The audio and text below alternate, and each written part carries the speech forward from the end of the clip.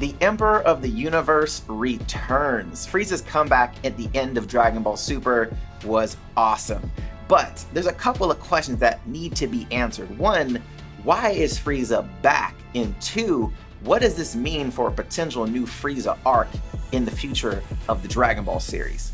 We're getting into that right now. If you guys are fans of geek culture content, make sure you hit that subscribe button and you have notifications turned on so you don't miss any future content. Now, before we get into it, as usual, go ahead and smash that like button, show your boys some love. And if you guys are Frieza fans out there, go ahead and hashtag Frieza fam. Now, quick recap. At the end of Dragon Ball Super, Whis brings Frieza back to life. Crazy, did not know Whis could do that, had no idea.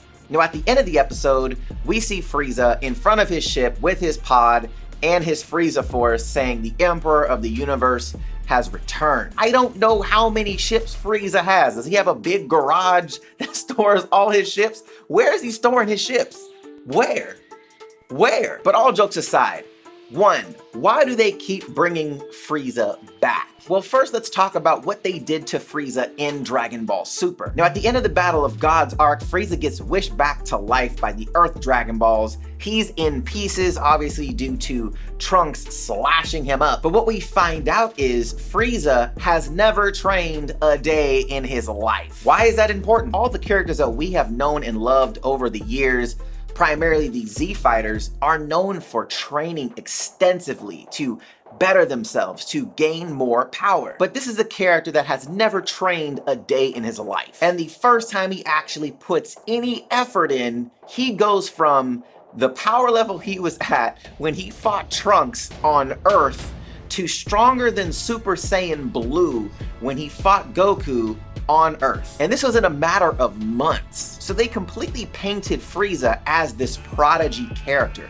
a character that could grow substantially because he has a gift. He was born with a crazy power level. He's never trained a day in his life. And the time that he starts to train, in a few months, overcomes the largest power gap in the history of Dragon Ball. Period. You're talking about a character that is Namek level Super Saiyan power, okay? Namek level Super Saiyan power, and has now surpassed God tier power. That is ridiculous. And no, I don't mean Beerus tier, I mean the tiers that Goku and Vegeta have achieved in Super Saiyan God and Super Saiyan Blue. And we've seen this again with him doing his mental training in Hell, being able to perfect his stamina issues in the golden form. Now, what they have done with Frieza is essentially make him the opposite of Goku. A character that can grow so fast, can level up so much, but he's the exact opposite. He's not kind-hearted. He's pure evil. He's after his own agenda, which is crazy. Now, the reason why I love this is they're painting Frieza as the Joker character. And the reason why that's so awesome, in the Batman comics, he always ends up popping up somehow. He's never really gone. He's never really killed off. He always keeps coming back. That is Batman's opposite. And that's what they're doing with Frieza. Now, will there be other bad guys? Of course there will be. But Frieza is the most developed evil character, antagonist in the series, hands down. You have the character that essentially enslaved the Saiyans to do his bidding, and it just so happens that a low-class Saiyan that was sent to Earth ends up defeating Frieza, the guy that essentially destroyed his entire race of people.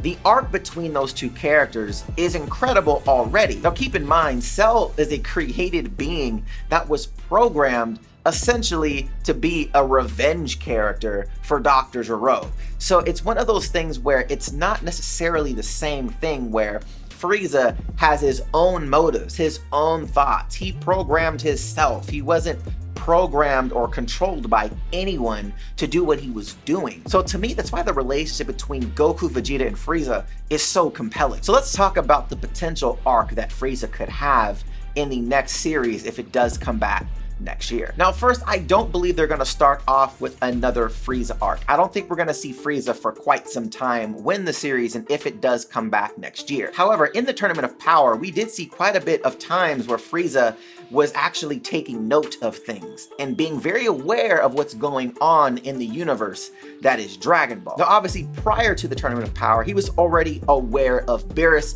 He had already had some kind of relationship with him. And if you remember when Frieza actually took out the assassins that Caesar sent to Universe 7, he started to realize that this is an opportunity to put the gods against each other. And then you have the revelation of Ultra Instinct, and Frieza noted how the gods responded to Goku's initial Omen transformation. And then finally, the Super Dragon Balls. And you heard Zeno state that it can grant any wish. So how does this all put together for a new Frieza arc? Well, first, we know that Frieza wants to rule. Frieza hates not being the most powerful. He wants to rule with an iron fist and do what he likes. Reign of Terror, all of that. So he has to make sure that, one, he is unrivaled in power. We know from his ability to train that he can get exponentially more powerful in an extremely short amount of time. So we know that he's gonna get more powerful for sure. And based on his ability to grow as fast as he did, he should be able to surpass Goku right now, no problem. Especially if there is a time skip before the next series comes out. And this could lead to a new form that he has. It could lead to him trying to figure out how to attain Ultra Instinct now that he's seen it, now that he knows what kind of power it possesses, and that it is not a Saiyan specific form. And this could ultimately lead into another battle with Goku, which pushes Goku back into Ultra Instinct. There is a universe that we know that has Saiyans, and we know Frieza does not like Saiyans. So this could potentially lead to Frieza going to Universe 6, finding a way to travel between universes and enslaving the Saiyans on Universe 6 because he hates Saiyans, or potentially erasing them altogether, which could be another awesome arc, this time Vegeta coming in to save the day. But I would probably say the biggest thing that could happen with Frieza is the search for the Super Dragon Balls. And the reason why this is so important is obviously he can wish for anything. And remember, the first time we met Frieza was when he was searching for the Dragon Balls because he wanted immortality. But now that he knows that there's a Zeno, a character that rules over everything, please believe when he said the statement that he did in the Tournament of Power, that he was gonna take them out, that he was gonna rule them, that was not just idle talk.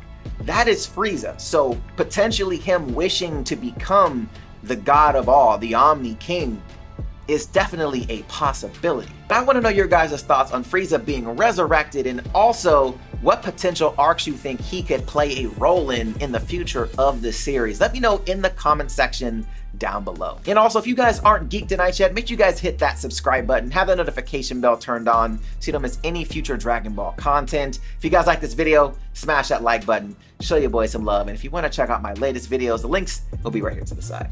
All right, guys, till next time. See you later.